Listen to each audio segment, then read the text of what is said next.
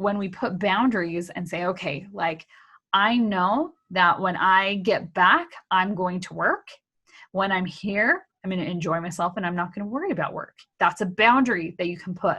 And sometimes all it is just stating that in your head and saying, these are the things that I'm okay with, and these are the things I'm not okay with.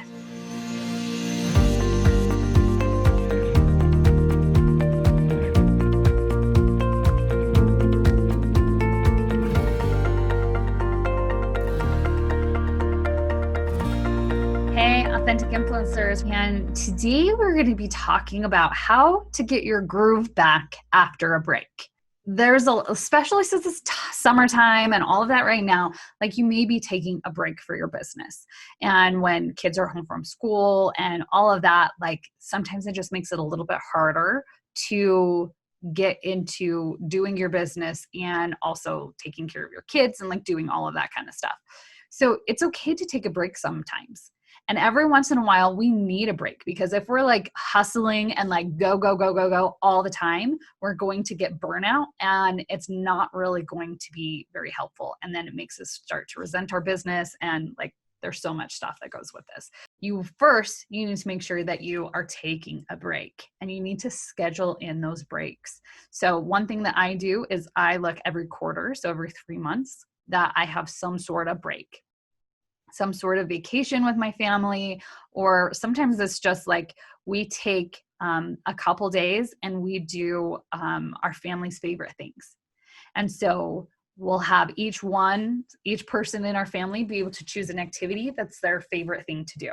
And so sometimes it takes us a week to get through everyone's favorite things. We did one time like push it all into one day, and that was like a really intense day.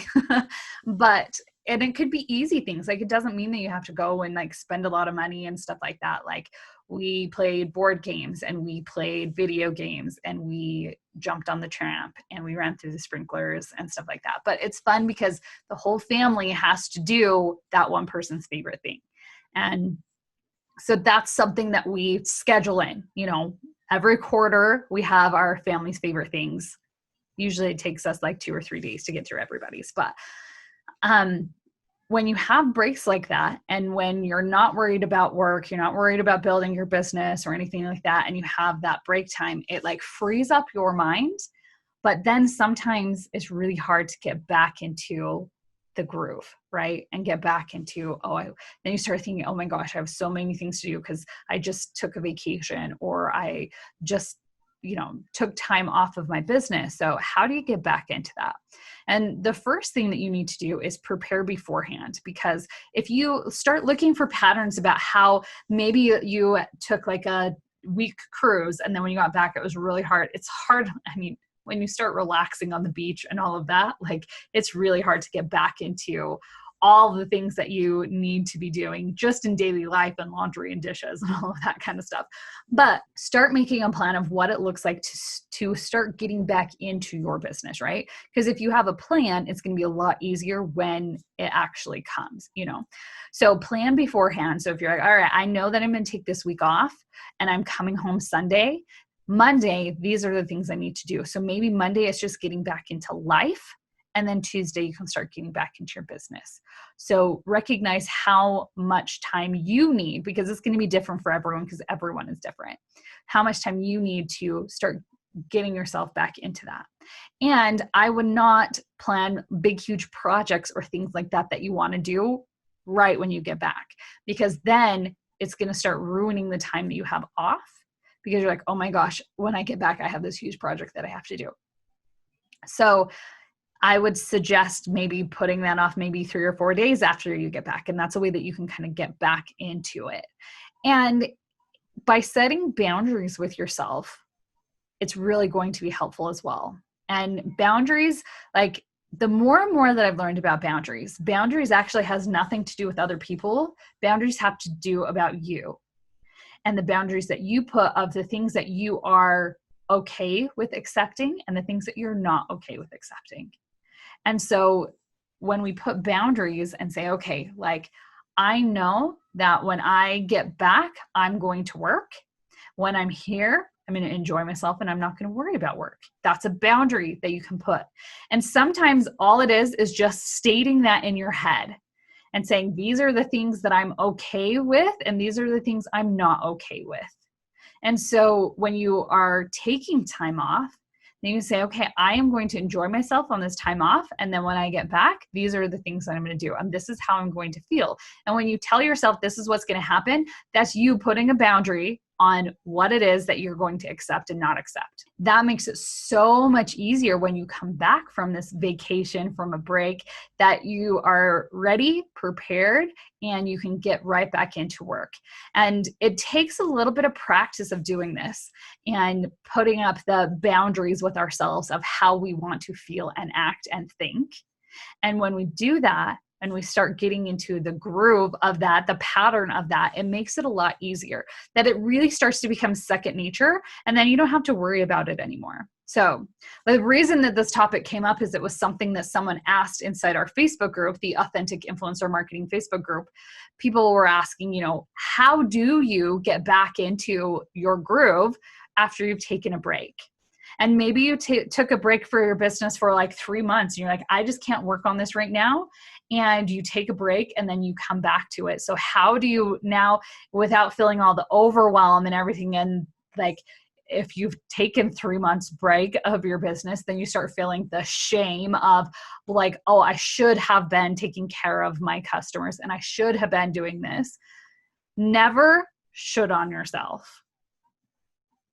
Everything that you do is a could. You could do this. You could have taken care of your customers, but you chose to maybe take better care of yourself, better care of your health, your mental health, your physical health, your relationship with your family. That's your choice. You chose to do that.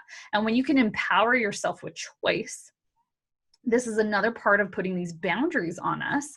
When we empower ourselves with choice, then it helps us to be able to be in a better place to think of the new choices we need to make.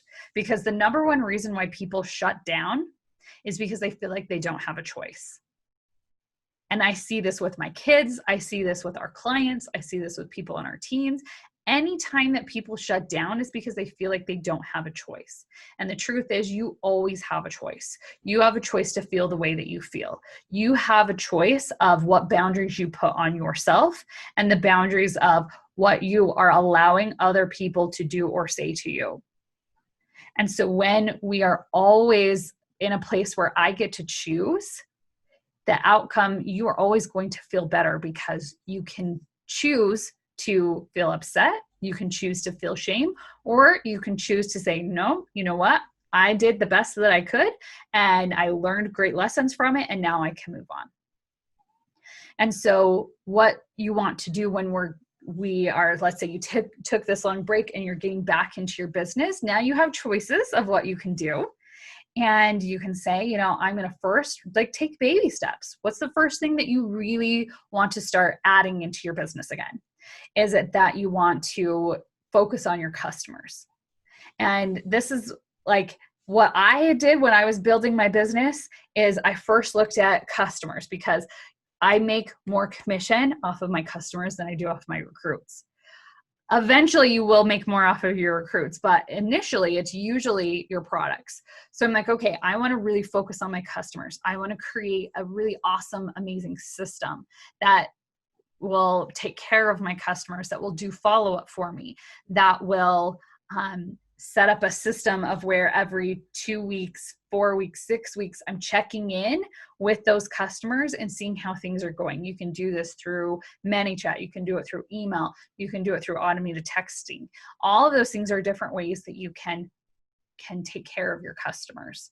Here's another little quick tip on taking care of your customers of what I did is I saved all of my customers, like the ones that ordered from me a lot, saved their names in my phone. So that way when they called, I'd be like, hey, Lisa, how's it going? But I would put their name and then I would just change their name in my phone to the last thing that they purchased. So then when they called, I would see their name and the last thing they purchased. So then I would pick up the phone and be like, hey, Lisa, how's it going? How did you like XYZ? And then they're like, oh my gosh, you remember that was the last thing that I ordered from you? And so that was just my little way to help me remember different things. So I created whatever systems and everything that I needed for my customers. And then it's really easy when you take a break and you come back because you have all the systems that are there. And most of the time you can create systems and automation that will keep it going even when you're not, quote unquote, there. Once you have that done, then you can start focusing on, okay, what are the things I need to do for my recruits? And is it getting recruits? Is it training recruits? What is it? And then that's the thing that you focus on. So if this sounds like something that you are like, I definitely want to start creating some sort of systems with each part of my business, I would invite you to join us as a member of the Authentic Influencer Secret Society. This is a shameless plug. I'm letting you guys all know about it. But inside the Authentic Influencer Secret Society, we give you one of these ideas of one thing every month that you can work on to start implementing into your business and create a system around it. So you don't have to create this whole big massive business and have all these amazing systems and everything and get it all done in a month, right? So we're going to teach you just one thing once a month that you get to implement. And we also have a live Q&A session once a month to help you answer any questions that you have on putting that system into your business. And so, I mean, just think of what your business would look like a year from now if you've been putting those systems into your business once a month. So you have now 12 new systems, 12 new things that can help your customers, that's going to train your recruits, that's going to get new recruits. And so it takes all of the guesswork out of what it is that you're supposed to do. So if you want to check it out, go to socialtenacitytraining.com and it will tell you all about how to become a member of the Secret Society. Thanks so much for listening, and we'll see you guys all on the next episode.